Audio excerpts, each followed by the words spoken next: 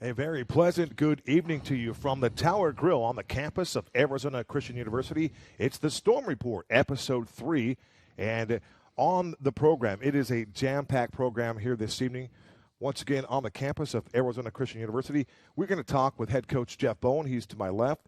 And we will speak with Coach Bowen in regards to the big win over the weekend as ACU knocked off Louisiana College 35-22. We will talk with Coach B all about that game and a lot of other things with Coach B.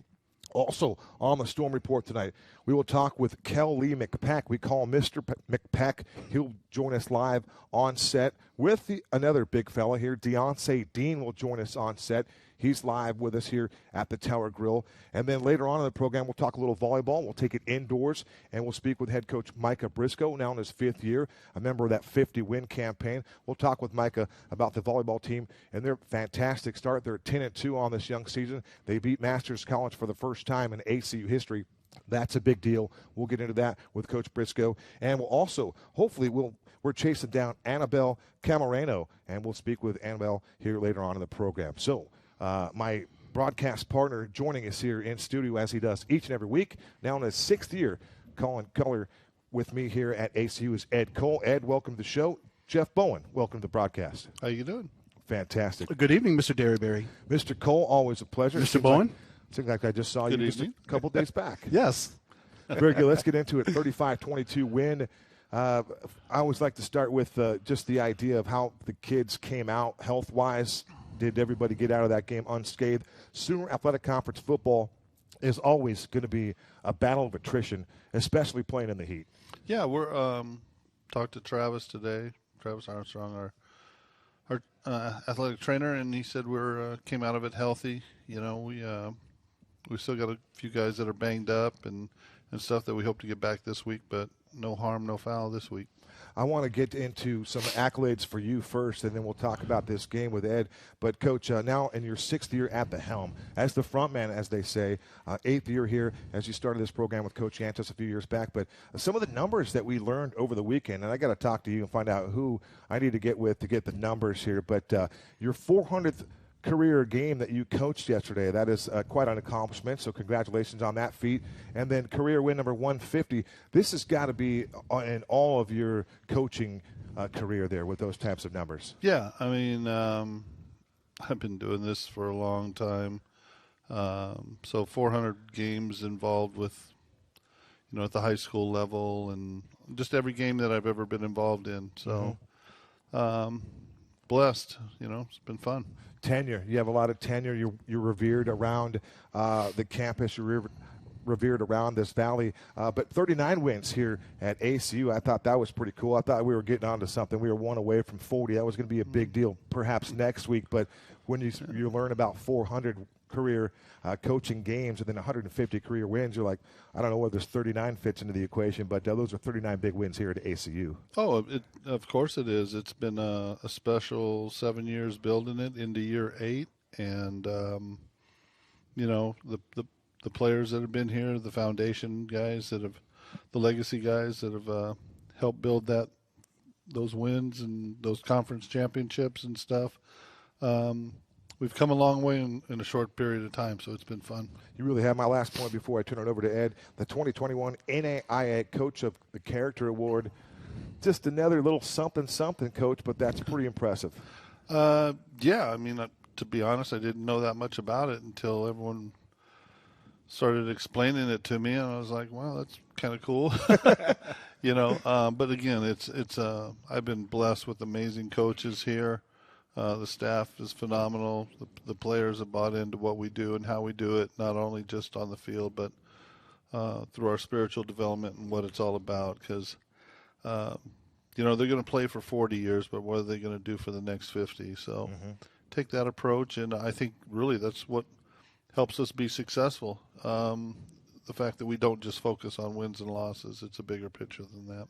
No question about it. And I think you mentioned something about embodiment, what Coach represents in that leadership role, and you had some really good points about that. Absolutely. It's year 6 for me, year 8 for you to do this. And, Coach, it's great. Just thank you for letting us do the broadcast and represent the Firestorm in a broadcast capacity. It's so awesome to be with you and just to learn from you. And what you radiate, what comes off of you goes to Kevin and goes to me. So we want to thank you for that and everything that you do as a football coach and as a man. And congratulations on this character award. Well, I appreciate it. I don't know that I'm all that, but I've been wearing shorts and coaching ball for going on 40 years, and it's been a great road. And, I got players that are here that are playing for us now. I got, Keith and Ben that are here, and they've been with me for 20-plus years. And, it's been a lot of fun. I mean, I'd hate it if I ever had to go get a real job. So we'll just keep doing this for a while. Mm-hmm. Coach, we were talking in the off week about the offensive line a little bit. We made a couple of changes there, in particular on that left side. How did things go for you once you reviewed the film, and how did you like the overall performance of your victorious team on Saturday? Louisiana College just basically said you're not going to throw the ball. They devoted a lot of players to doing that, and they challenged us to run the ball at them. So we did, and we had a lot of success. And people want to try to slow us down because we're up tempo fast, throw it all over the field, and they want to make us grind it out a little bit. But if the linemen are doing their job, we have no problem doing that, and we didn't have a problem doing it on Saturday. So the moves held up, and we're going to continue to develop that depth, and hopefully we get another key component back this week, and we'll plug another piece in there. Coach, was it as physical a game as we thought it was? Us up in the booth, we saw that Louisiana College brought it, especially from a defensive standpoint. Did you see that from them, at least from that standpoint? I can't tell you really. Our players didn't express anything about it being more physical than any other game that we've played. I thought our guys played with a certain level of physicality that I really liked. Our receivers were doing a great job blocking. The linemen did a great job up front. And when we settled down and went with Aiden and Cole Davis, I think that 1-2 punch and Tyler running the football, we're tough. I mean, just because we run a spread offense, that doesn't mean we're not going to be physical. Our goal is to line up, and we want to hit you in the mouth too. A guy that likes to hit people in the mouth is here in studio. Mr. McPeck, Kel McPeck will join us here in a few moments. But that run game was going to the tune of 47 totes for 192 yards. And it was nice to have Cole Davis back in there. And you mentioned the 1-2 punch. Aiden Quinn, obviously a tremendous career. He surpasses the 2,000-yard plateau in this game. And a kudos to the guys up front that helped him pave the way for that. It was just a team win and a lot of great things that came out of this one, Coach. Yeah, it was great for Aiden to get that accomplishment.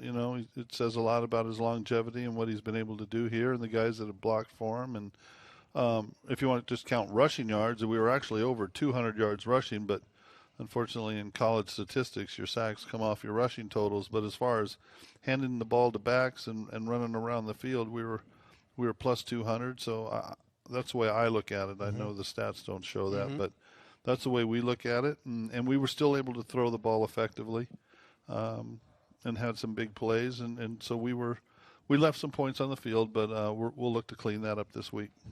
From a defensive standpoint, holding Louisiana College to 1 for 14 on third downs, that's big. Defense was huge. You look at the stats and go, oh, they had a couple hundred yards, but really, you take two plays out of the mix. Our defense just shut it down. I think they had 3 or 4 fourth down stops. The goal line stand. Our guys just were real solid. We had the pick 6, so the back end was solid. It was just a really good effort on the defensive side of the ball too. Coach, one thing that you mentioned about the offense and being a up-tempo, a high-octane type offense, one of the things that happens for you from one year to the next, your Sooner Athletic Conference champions a year ago, now everybody's going to they're going to put the star and the emphasis on what ACU likes to do. They know that you want to throw the ball down the field and do it with a tempo, and so things are different now. There's a lot of film on you, and every team now is scheming you guys differently. They're bringing their best element of trying to stop you guys, and that's what you're seeing every Saturday now. That's the beauty of it. I mean, when you're successful, it's like we told the guys, our success has basically just earned us the right to work harder, because people are going to come at us every week, and who wouldn't want it any other way? I mean, we work, day in, day out, month, year in, year out, to build a successful program. So, of course, people are going to be gunning for you, and I wouldn't want to be a bottom feeder. So we're excited about our program, and we're going to work hard knowing that people are going to come at us every week. We're not going to blink, that's part of it, and I cherish it. I do. That's the best part of it for me. When you build a program to the point where people know that they don't have any choice but to bring their best at you every week, and then you bring your best, and then you play the game and shake their hands afterwards. That's the beauty of it. You embrace the idea of being hunted a little bit, and that's a heck of a lot of fun. Like you say, it beats the alternative, Coach. Hey, it's a way better view from the front of the pack, Absolutely. As strong as the running game was and as strong as the defense was, Sean Bailey was magnificent. Four punts, averaged about 43 punts. His long was 67. How great was that as far as the field position game for Sean Bailey to flip the field against Louisiana? Yeah, best game he's played for us, no doubt. Had a little pressure on him early, and he was still able to get it off. We got the protection stuff cleared up, and he just came through and really had a solid night or afternoon, punting and flipping the field. That's key. We're gonna have to start nicknaming him Hang Time. That was an incredible Yes. punt. In fact, the 67-yard punt is an ACU. It's actually the second longest punt in ACU history behind Derek Brush. I think he had one over 70 yards. So just another guy in that long line of great recruits that have been here a long time. They're spiritually enriched, and they just bring the best every Saturday for your football team. That special teams group, Coach, you got a great group in there with Nestor and just the entire special teams outfit has just been they're a difference maker for your football team. Yeah, they've done some really good things this year. There's still some stuff we got to clean up if we're going to be top notch, and we need the special teams to come through. I mean, you can talk about running 80 offensive plays and 80 defensive plays, but your special teams are going to be out there anywhere between 40 and 50 plays a game. So to assume those 40 and 50 don't matter, then you're leaving a large chunk unprepared. So we still got some work to do there too, and we'll get them ready because they need to be a difference maker for us. Coach, we've got SAGU on the slate here coming up Saturday afternoon. We'll kick it off at 11 a.m. from Firestorm Field. We'll have all the broadcasts for you on the Firestorm Broadcast Network. But SAGU, this will be, I think, the 8th meeting. You're 6-1 against those Lifetime, won 4 straight. We know all about SAGU. Yeah, I have a lot of respect for their program over the years. They've been a top-tier team in our league, and Ryan Smith, their head coach, I have a lot of respect for him. He does it the right way on and off the field. Very godly man who loves the game of football. In fact, Ryan and I actually talk quite often. A lot of respect for him, and so we know that they're going to be ready, and they're going to have their A game too. Mm-hmm. Yeah, just the last 4 matchups, they've been pretty close, dating back to 2018, 23-20, 41-37, 27-20, 34-30. So it's just going to be another one of those sack contests against SAGU. They're going to try to bring the pain. Yeah, I mean that's just the nature of the beast with them. We've had those low scoring games where we've battled it out, and we've also had games where we're scoring a lot of points. There's only been 2 blowouts. The first time we played them for the conference title in 15, we rung them up pretty good. I think we got that 60 or 70. Yeah, 61-30. Yeah. Yeah, and that's then a pretty good number. That's a great number. And then and they returned the favor in 17. I think they got us pretty good. And the one time they beat us, but hey, we're 6-1 against them, and hopefully we're 7-1 after Saturday afternoon. Coach, before we let you go here tonight on the Storm Report, a quick comment, if you would, on the big fella, Kel McPeck, your right tackle, and NAIA All-American, and then Deonsaye Dean, the other young man that showed up here. Sun's out, guns out for Deonsaye Dean. He looks fantastic over there. But if you would, just a thought on those 2 fine players here in your organization. Well, I just want to give the O&D linemen a little love. They do a great job. Kel's been a great leader. a high-quality player for us. He's the leader of our offensive line, and I've loved having Kel around the last couple of years. And Deonsaye and I go back to Westview days, and when he was 13 years old. So he's been with me a long time. I'm really proud of where he's taking his game, and also just taking his adulthood to another level, and just proud of both of them, and they'll finish up their senior years real strong, and then I'm excited to see what the future holds for them. Jeff Bowen, it's our pleasure. 400 career games you've coached in. You've been a godsend for Arizona football in the high school ranks and now in the college ranks, and we're proud to be part of it, Coach. Well, thanks. It's been a blast, and I don't know if I got 400 more, but I'm going to keep doing it for a while. Hey, you got to start right here. 4:01 comes Saturday. 01, here it comes. All right, baby. Jeff Bowen, our guest on the Storm Report. We're going to take a quick break, and when we come back, joining us on the set will be Kel McPeck, Mr. McPeck, that we call him here on campus, as well as Deonsaye Dean right here on the Storm Report.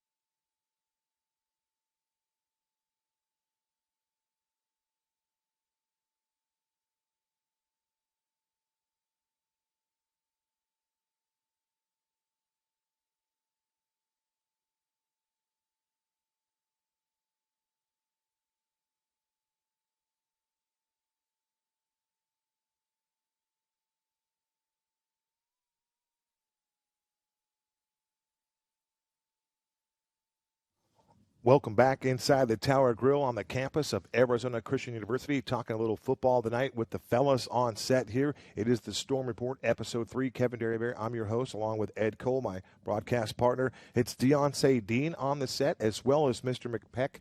And, gentlemen, welcome in to the Storm Report on a victorious Monday. Thank you for having us. Yes. You might want to pull that up just a little bit there. Frog in my There we go. There you go. Now we can hear Deonsaye. There we go. He's got that voice, a powerful voice. Kelly, how are you tonight? Good. How are you doing? We're doing pretty good. I remember going back to last year, they said the best beard on the team, there wasn't any question. It was going to be Kel McPeck. So you're still taking that honor, huh? Yeah. I just cut it down this last week because we lost. So hopefully it's going to be real long after the end of this season. When you say we, was that you talk about the Raiders game or what happened? No, the Raiders beat No, Pittsburgh, Raiders didn't won. they? Raiders beat Pittsburgh. Yeah, I was Yeah. gonna say, they went into Three Rivers. Or they went beat into your Heinz Steelers. Field. Yeah. Yeah. I know. Oh, that's Did good. you know he likes the Steelers? No, I didn't know. Well, you do now. I'm happy to be on now. Yeah. No, I'm just joking. I tell you what, I'd rather have Derek Carr than Ben Roethlisberger at this stage of the game. There's no doubt about that. We've got great receivers, and that's it. But that defense is still pretty vaunted, as you guys know about that. Talk about vaunted defense. How about Deonsaye Dean? Well, I think I got you for 8.5 career sacks right now, which is you're moving up you're chasing Jerron Green here. You've got some time to catch him too. Oh, yeah. You might be tied with Maurice Powell, but what's it like playing and mentoring a guy like Maurice Powell and Mr. Gonzalez? Martin Rodriguez. Martin Rodriguez. I want to call Martin Rodriguez, Martin Gonzalez every now and then. Coach, have you ever done that? Keith Sewell's with us here. But Deonsaye, what's it like being a leader for those young players that are just continue to play outstanding football? It's so far it's pretty good, knowing that like you can depend on those people. Their talent level is like constantly growing. They just like lead by example. They feed off of me and I feed off of them, and they only can get better. So I tell them every day, like, hey, be better than me, make more plays than me, be there before I get there, because I'm going to get there and I'm going to either hold them or I'm going to make a play. So just beat me to the ball, and they're just outstanding on that. So in a sense, you're challenging one another. It's like, hey, one of us is going to get to the quarterback on this play. Who's it going to be? Yeah. And you did it a couple times here this past Saturday. Congratulations on your success. When you do get to the quarterback, you've got your own little style on what happens after you get to the quarterback. A lot of times people refer to it as a sack dance or something like that, but you like strum the guitar after a sack. Am I reading that correctly, or what happens sir. when you get a big play like that? I pull the guitar out and I rock out, because it's more or less like the rock star mentality. Just go out there and have fun, you know? That's and I'm awesome. having fun, living life. Rock star mentality. Yeah. So, Deonsaye, when you're coming up on a quarterback like you did on Saturday against James Powell, how wide do your eyes get when you know that you're about to get that sack and you know it's you? There's nobody that's going to stop you from getting to a guy like Powell. They get pretty wide, and then my feet just get to going and everything. This is a big rush, like a kid off of just eating a whole bunch of sugar, and it's just like I need to like tone it down before I won't be able to like wrap up and tackle him down. So I just breathe and then just make the play. When people talk about your game, what is the description that you think fits the best? High octane, motor, tough, a hitter, ferocious. What's the adjective that you think best describes your game, Deonsaye? I would go with the best one I heard so far is Mighty Mouse. Mighty Mouse. Okay. Yeah, Maybe that's the nickname right there, D. probably. Mighty Mouse. Sounds better than Dean. Yeah. Yeah, it's pretty plain. I was trying to come up with mean Deonsaye Dean. Didn't really. Starting to dial in now. Here comes the blitz, and it was the quarterback going down in a heap. Deonsaye Dean with a sack on the. You know, Mighty Mouse off the top ropes, maybe. Okay. I don't know. Mighty Mouse. Bro, get out of here. It's getting uncomfortable on set right now. I apologize for that. Big fella, Kel McPeck. But by the way, Deonsaye, congratulations a year ago, Sooner Athletic Conference first teamer. That's not by accident. Hard work there, and you certainly deserve that Thank you. accolade. All right. Kelly, what's it like going against this guy in practice? Does he ever line up against you, or does he always go to the other side? Tell the truth now. He's usually always on the other side, but I see him every now and then. Every now and then we see each other, especially if we know we're going to go against somebody similar. Hey, come over, give me a couple reps, or, you know, hey, what should I do to get better on this?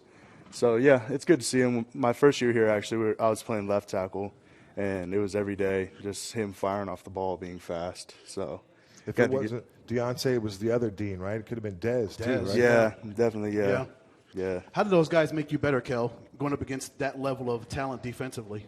Just the heart that they have and the energy. I mean, their energy is just unmatched sometimes. Even on his down days, he's still running fast, making plays, and getting in somebody's face. So it's definitely hard to match it on some days, but when our offense is beating up on our defense, it's nice to look at them back and say, well, you know, what now? So it's good competition at practice, definitely. We love our one-on-ones at the beginning of practice. There's a picture of you last year with your hands held up and rejoicing. I think it was Alex York breaking into the end zone on that particular shot by Keith Moody. But I'm curious, what is your favorite part of the game? Do you like a pancake? Do you want to just blow open a hole for a back to run through? Is it getting a career achievement like 2,000 yards? What motivates you, and what do you enjoy about the success that you're having playing this game? Just seeing us succeed. I mean, a long pass, nothing like holding the guy for a long time at the line and seeing the ball go over your head, and you see John Cole catching it or making a great play. That's always amazing. Or you do feel that running back coming like right off your butt for a touchdown. You're like, oh, yeah, you know, that felt pretty good too. So it's nothing like celebrating with the O-line too, because we're you know, big uglies. So once we do score a touchdown, it's nice to look back and that we're all excited, whether it's for, you know, Aiden going for 2K or, you know, just scoring the little touchdowns that we really needed to just push through. You know, it's good to have a little support that we have. KL, did you know he was 6 yards away from 2,000? I did not, actually. I didn't. And I honestly didn't know until later that night you guys posted that on Twitter, and listening to you guys talk about it was really special. You know, Mom's watching, and Kelly just referred to the O-line as the big uglies. He's right here. Mom is going to be saying, Kelly, don't talk about yourself like that. Handsome guy up here. But I'm curious about the fraternity of the offensive line. If you refer to yourself as the big uglies, what's that group like? How much fun do you guys have? Who holds each other accountable besides yourself? But just describe the fraternity that you have on the O-line, because it's a different group than it is for the other guys on the D-line or the safeties or Aiden Quinn's group or whatnot. Yeah, so we're actually the crew. I just say big uglies because that's what they usually say. Yeah. That's what they say. No, yeah. we grasp it. We understand. Yeah, that. We know. We actually, the student section had construction hats on. I saw that this last game, which was kind of special. But we are the crew, and our group is something different. With Vandy, Luke. The freshmen, I mean, if you want to get one of them on here to tell you some stories about the O-line group, or you can even tell these guys, or ask the D linemen. That's what we want to hear, Kelly. Give us the stories right here on the Storm Report. That's right. I don't know. We're just a group of guys that just love each other. I'll just put it that way. And we definitely express that. We definitely are hugging each other on the sideline, especially when we score and D-line's mad at us, or if we're really getting on D-line, we might tell them, hey, man, it's okay. We'll hug you later. We'll kiss you up, And they don't really like that. So we're definitely something different. Yeah. Kel, so you haven't missed a game since you've been here. How are you able to do that in such a physical position, playing offensive line, to not miss a game? What do you do to keep yourself physically in shape and just ready for every game that you don't miss any? I mean, I think there's been games where I'm like, oh, man, I'm going to struggle, this Saturday. But you didn't miss it? No, definitely no. But just seeing my team, seeing the guys, I think me just being out there and having a presence on them is something that really helps the team. So I just can't miss. I don't know. Even I pulled my hamstring, and I wasn't supposed to play against Langston my first year, and I didn't start, and then I was in within, I think, the third series. I ran out there and was like, whatever, we get hurt later. So it's just something, just being out there with the guys, getting on the ball, and just being next to your best friend. It really is about that brotherhood, right? Mm-hmm, absolutely. Deonsaye Dean and Kel McPeck join us on the Storm Report. My last one for Deonsaye. I noticed that you were studying criminal justice, and a fascinating topic. How's the schoolwork going for you, and are you gaining ground on that degree chase? Oh yeah, yes sir. It's unique. It allows you to get more insight on what's going on in the world, not only in the world, what's the steps behind the scenes on why this rule is what it is, and how to go about it to portray, say if you do get pulled over, the right ways to step forward. And it's pretty good. I like it. It's a culture shock out there, right? Yes, There's sir. just certain ways that things have to be done now to ensure the safety of everybody. Ed, what's your last comment here for Deonsaye Dean? So your bio says you hope to play in the NFL. What do you have to do, Deonsaye, to make that happen? Love that, D. Love that. That's great. I say keep doing me, go 100%, be around the ball. No more stupid penalties. Just fly around and show them that don't matter the size. I can play.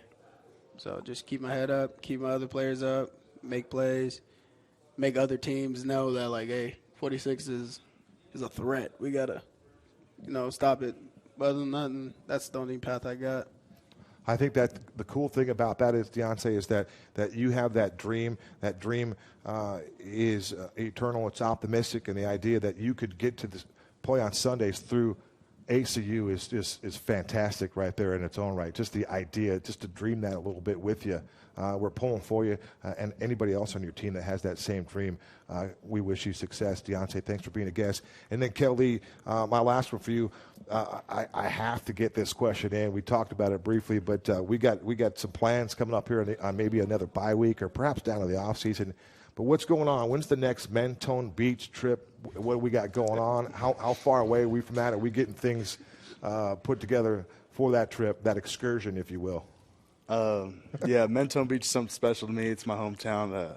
There's not an actual beach there. It's a creek, but we call it the beach. Yeah, so, with last season on our bye week, I took the O-line down there, all 5 of us, and my mom, Derryberry, she took care of us, fed us well, went to my sisters, brothers, went to Uncle Howie's, and I just showed them around town. And my buddy Rob owns a huge RV, and he was able to park it in the driveway, and so the O-line had their little privacy away. Awesome. And were able That's to do their cool. things. Yeah. You guys do some fishing or just more recreating? I don't think there's any fish in that beach. Is that okay? You said creek, Yeah. so Yeah. In the creek. Yeah. took us down there. Kelly, continued success for you and any All-American. That's just outstanding. Deonsaye, Sooner Athletic Conference first teamer. You guys are having a great season, and we're 2-1, and it's on to Sagu Saturday. Yes, sir. Thanks for being on the program. Absolutely. Thank you, fellas. guys. We'll talk a little volleyball next with head coach Micah Briscoe. And I believe she's here in the building. This will be Annabelle Camareno. Hopefully we got that right on the pronunciations. Don't go away. More of the Storm Report right after this.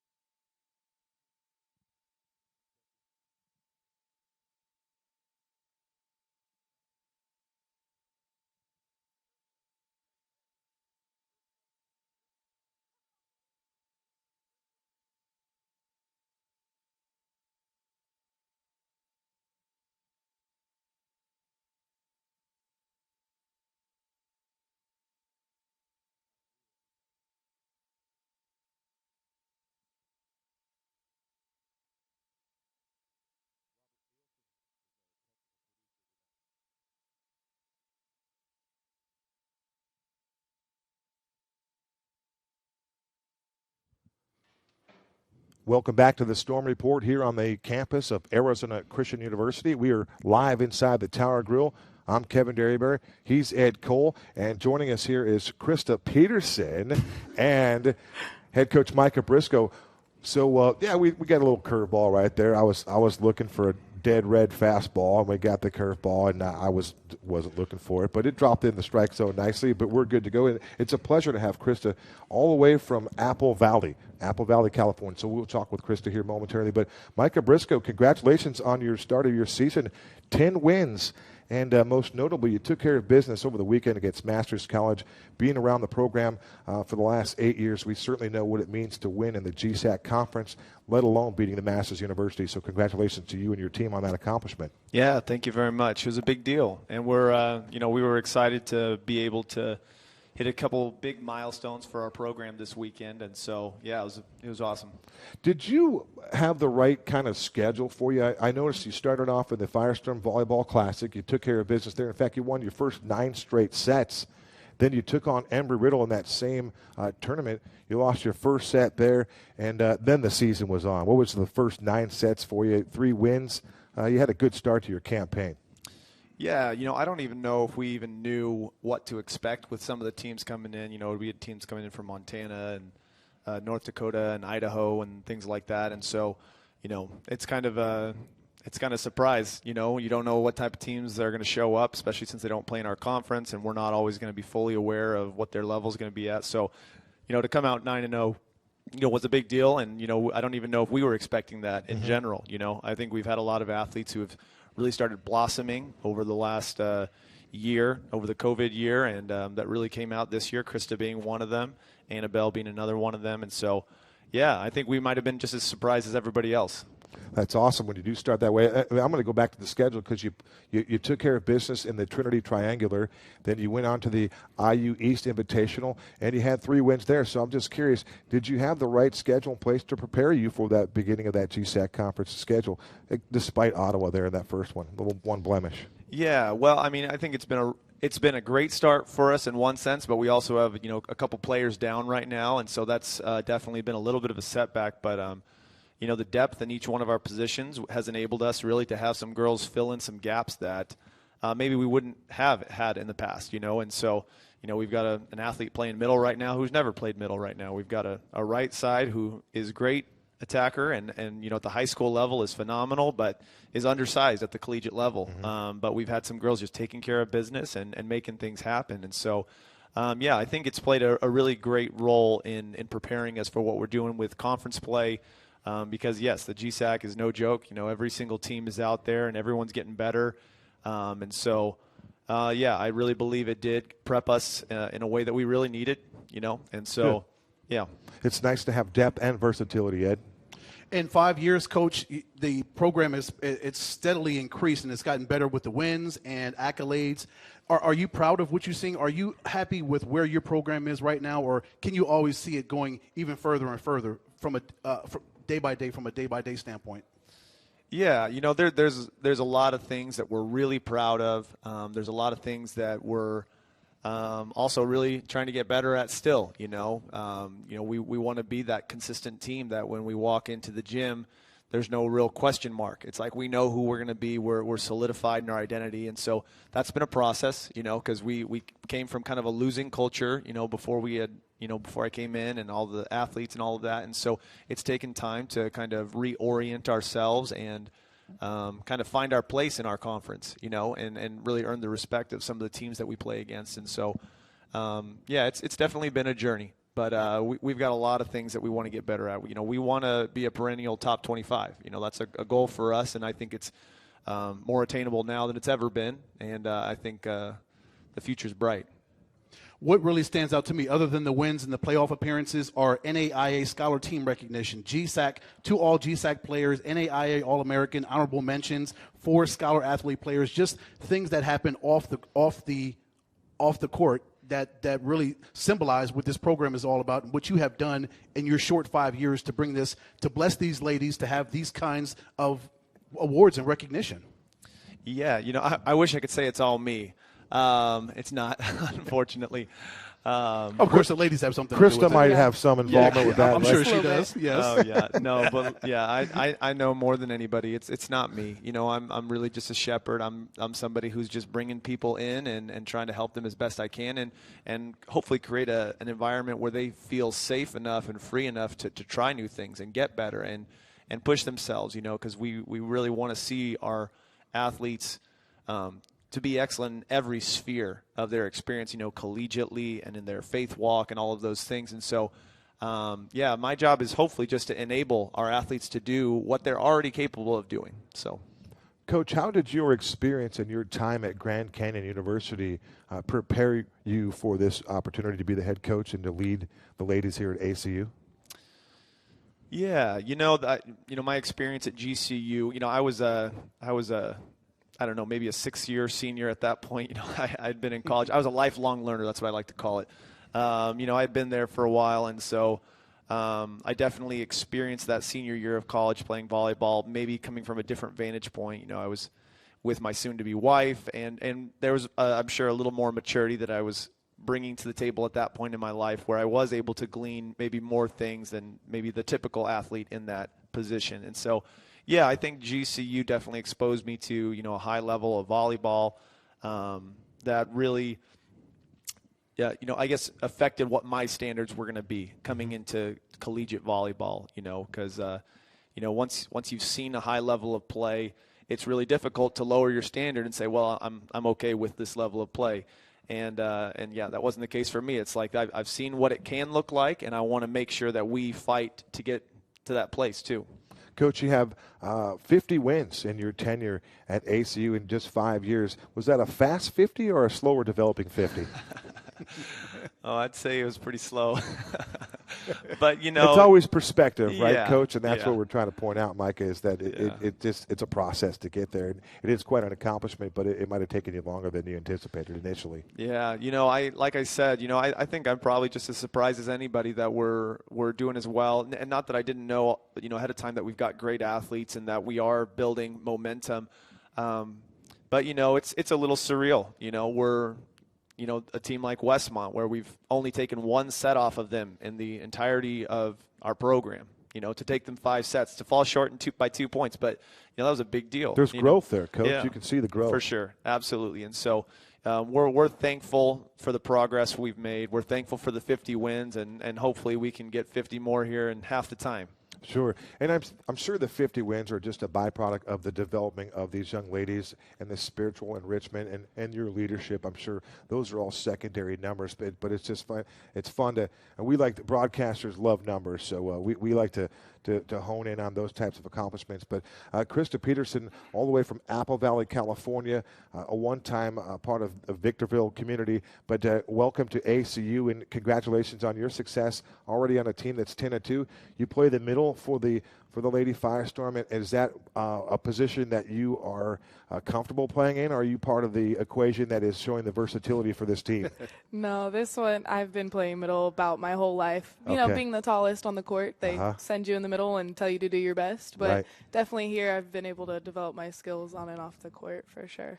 At being 6'4", over 200 pounds, when I play basketball, they always put me in one spot, and that's down low. And I'm like, listen, I'm a shooter, guys. I'm a Euro guy. I'm really probably a 3, but I'll play down low too. So I understand that size part about the whole thing. So, Krysta, you come in your sophomore season, and you guys are rolling right now, 10-2. How great does it feel to come into your second season? You've got your first full season under, and now you guys have started off really well so far. How do you feel about your success through the first 12 matches? I mean, I love how my team's playing. It feels great to, come in as the underdogs and end up on top in a couple of the games that we played, and just to start off the season strong. It just makes you feel better for the rest of the season coming up ahead. Kevin mentioned the trip that you took to Indiana not too long ago. What does a road trip like that mean, to go there and go 3-0? Does that really create a sisterhood that you guys can go on the road, go all the way to Indiana, and have that kind of success and come back here? For sure, especially when you go out playing teams that you don't know what to expect. You know you have to go out there and play your game, play with your team, and just create a development and with each other that you're going to go out there and do your best. Yeah, for sure. Coach, we always talk about the rivalry in other sports, and when it comes to the Spirit in Ottawa, it's always a whole nother conversation with another degree, another layer, and the magnitude is just great. Your thoughts on your first visit to Surprise, I believe playing at the Hope Center, but what was that experience like for you and your up-and-coming volleyball program? Yeah, it's been really interesting. Ottawa's done a great job turning their program around. They had a really rough start, and which was to be expected as a new university, a new program in the state. And so over the last year and 2 this year, they've really, put together a pretty sizable block on the net, and they've really upped their offensive game. And so, with the COVID year, bringing back some more of their starters really, I think, gave them a leg up, which is great for them. And so, yeah, I think it was we try our best to always treat every match the same, even though they're not the same. We try to prepare just like we're going to prepare for anyone, just like the Olympics that just happened. It's like, how do you prepare somebody for pressure that's going to be there, whether you want it to be there or not? And so, I think that's always difficult. And again, being shorthanded for that match and even having some athletes that weren't playing to start, just for our own, the standards that we have for our team, and I think that hurt us a little bit. But I think it was also a wake-up call for our team of, really living up to some of these standards that we're asking them to live up to, the little things. It's hard in college. These girls are coming from high school, they're coming to college, and the expectation is different. What we expect from them in our practices and in their time management and in their class work, all of these different things come into play. And so I think it was a growth opportunity. We're obviously hungry to get back and see them again later in the season, and hopefully healthy and all there. So I think it'll be a good battle no matter what. Awesome. My last one for Krysta. Ed just referred to the sisterhood, and we often go back and forth about the camaraderie and the fraternity that you young ladies have, getting all excited here. But the idea of teammates, you have to have everybody firing on all cylinders in volleyball, because you play in the middle, but if you don't have the right set to the outside and the timing's not there, things get discombobulated pretty quickly. So you rely on each other in volleyball and your teammates and your sisterhood, just like any other sport. It still is imperative there as it is anywhere else. Oh, yeah, for sure. I mean, as a middle, you have to rely on the pass, that they're going to get the pass. And if you're not there on the block, that they're going to be there for you to help you out. So we've definitely developed that this year, on and off the court, just on the bench, being able to be there for each other and to hype each other up when you get that good point, you get that good kill, you get that block. So it's definitely been a great year so far. That momentum can become contagious at that point, right? Yes, definitely. Krysta, my last one for you. Kills and blocks is what you really specialize in. Is it a art to doing that and playing that level of defense and denying the opposition? It definitely is. It's definitely just reading those little things on and off on the other side of the court, and just knowing where you need to put that ball down, and basically just doing it for your team. You know that if they're relying on you to put that ball down, you got to do it. So. Coach, we get film study in every sport quite a bit now. Is it now transitioning into volleyball? Is there a lot of film study, individual film study among players? Has that now a part of the game as far as preparation? Yeah, we utilize VolleyMetrics, which is just a scouting platform that we utilize, and we the coaches use it a lot, and we also have our athletes use that as well, and it's very helpful, obviously, because we live in a technological world, and so for our athletes to be able to watch other teams and even watch themselves makes a big difference. Krysta herself, she's actually leading the conference in hitting percentage. She's one of the most efficient attackers in the conference right now. That's a big deal, Coach. Yeah, that's a big deal. Well, and Annabelle Camarano is, I think she's third or fourth right now in the conference, and so, which really has led to us having the highest hitting percentage in our conference. Which I can tell you has never been the case in the last 4 years. We've never been anywhere close to that, and so that's phenomenal. That's and great. so I think film does play a role in that, and obviously just general practices, but just being able to kind of step back and look at what you're doing and watch your form and see where the openings are, I think has made a big difference, in our athletes being able to function at a higher level and just be able to walk in IQ when they're on the court, seeing open places and not just swinging, doing something with a purpose. There's like a cerebral type approach to what they're doing, a method to the madness, as we like to say, right? Coach, literally, as we part ways here, a thought on your assistant coach, Mr. Mark Cannon, and the fine job that he does working with you side by side, leading these young ladies. Yeah, no, Mark has done a great job for us. I mean, he is about as passionate as they come. He loves his team. He's loyal to our program, and he's a ferocious competitor. And so, he's done a great job, coming in and helping me with the program and, filling in some of the gaps, with his skill set. And so it's been really wonderful to have him. He obviously is not a local, but was chasing down a fiance that he got married to out here, and so we got to benefit from that, and that's just a big deal because our athletes really need a diversity of influence. My voice can get drowned out if they hear it too much, and so it's really helpful to have someone like Mark and my assistant coach Kimberly, and now we've got Ryan with us too, so we've got a multiplicity now, which has definitely just helped, I think, our athletes hopefully have a different an opportunity just to interact on some different levels and meet some of those relational needs in different ways that maybe I can't do them all. I'm too much of the dad sometimes. I'm the dad jokes, and I'm the, not always the fun one, but so it's good. That is awesome. Mr. Cannon, if you're watching tonight, a lot of times they say it's always about the chase. So, you know what, we can always respect that aspect of it. It doesn't matter how, as long as we get it done. And we're glad to have Mark Cannon part of our program here. Micah Briscoe is our guest here in his 5th year now, surpassed 50 wins, 10-2 on this young season, just eclipsed a win over Masters College, narrowly lost to Westmont. But the fact that you guys got on the board there, won a couple of sets, and you're getting close. You can see that you're closing the gap. You're really knocking down this door here and gaining notoriety and much deserved exposure as well. Yeah, absolutely. For Ed Cole and for Robert Nielsen and Mr. Tim Gilson, our executive producer, I'm Kevin Derryberry, and a special thank you to all of our guests on the show. Krysta Petersen on on the set right now, Micah Briscoe, of course, and then Deonsaye Dean, Kel McPeck, and head coach Jeff Bowen. It's been a great show on the Storm Report, episode 3. That's going to conclude our show here for the night from the Tower Grill. For everybody involved, we thank you so much. Until next time, so long for now.